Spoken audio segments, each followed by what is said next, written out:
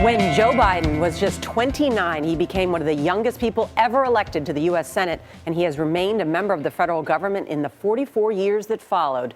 Now at age 73, Biden, the 47th Vice President of the United States, looks back on a remarkable career and life in our Emmy-nominated series, Note to Self. Dear Joe, you're only 12.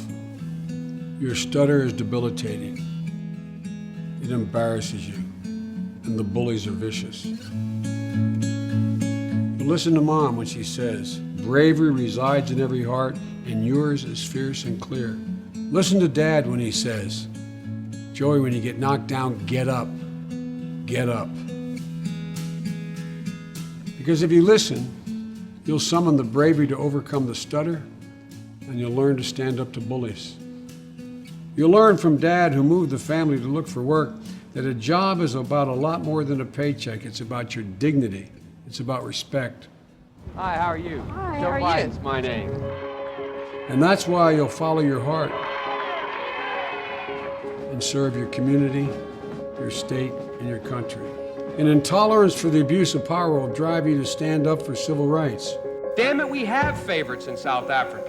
The favorites in South Africa are the people who are being repressed. And because you listened, you'll live a life fully consistent with what you were taught by Mom and Dad and your faith. That you should say what you mean and mean what you say. Leading by the power of example will define you. And one day, you'll find yourself forging a relationship with the Jesuit Pope who embodies that universal truth. But you'll also learn early and later in your life that reality has a way of intruding. His wife and daughter were killed in an automobile accident, and his 2 young sons severely injured. For the first time in my life, I understood how someone could consciously decide to commit suicide. He was sworn in the hospital at my bedside. As a single parent, he decided to be there, to put us to bed, to be there when we woke up from a bad dream. One day you'll be on top of the world. I'm Beau Biden, and Joe Biden is my dad. Only to be brought down in a flash with a profound loss and a grief that leaves a black hole in your heart, questions of faith in your soul, and anger beyond rage. Beau Biden passed away from brain cancer. His illness had not been widely publicized. Parents never expect to have a child predecease them. Never. That's when you'll have to dig deep and live what Mom taught you. That out of everything terrible that happens, something good will come if you look hard enough. You'll hold on with faith and pure grit. You'll be blessed with a love that will anchor you as deeply as your faith. I love you. You're the love of my life and the life of my love. Your bond with your children and your grandchildren will be your redemption. Because of a family grounded in unconditional love and loyalty and the compassion of friends and strangers, you'll get up, you'll keep going, and you'll give back. You realize that countless people have suffered equally or more. Thank you. With much less support and much less reason to want to get back up. But they do. They get up. They keep going. And so must you. You'll learn what it means to be an American. There is no quit in America.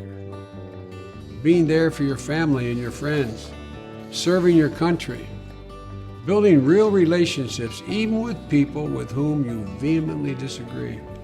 I appreciate the Vice President's willingness to get this done for the country. That's America, made up of ordinary people like you, capable of doing extraordinary things. And one day, when you graduate from law school, you'll decide to become a public defender. That march will not continue. In the midst of the epic struggle for civil rights,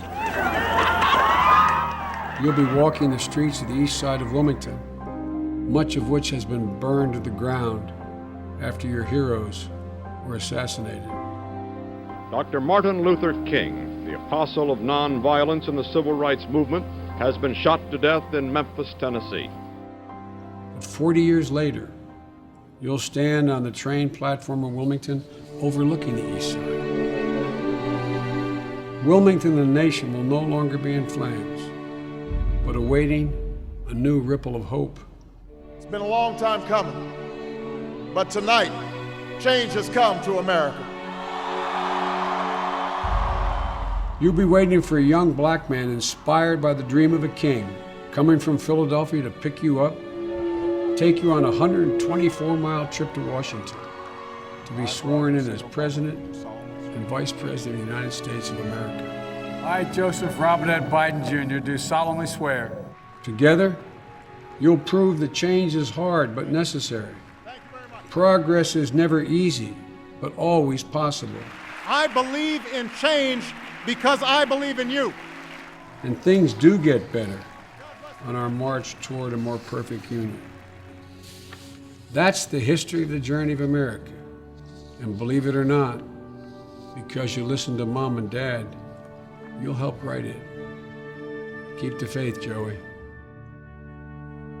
Oh man, the sound you hear is the boxes of Kleenexes that are pulling out, because I don't know anybody that doesn't know Joe Biden that doesn't say he's a really good man, nor you know, you need a Kleenex, a really good man who's a class act, but just, that's tough. It's such a beautiful series to see this note to self and be able to write back and look back on your life like that. You know? Well done by Jenna Gibson and Paige Kendi. Yeah. And when he says when terrible things happen, something good comes out of it. It's hard to think that when you're in the middle of such personal pain. Bravery resides in every heart.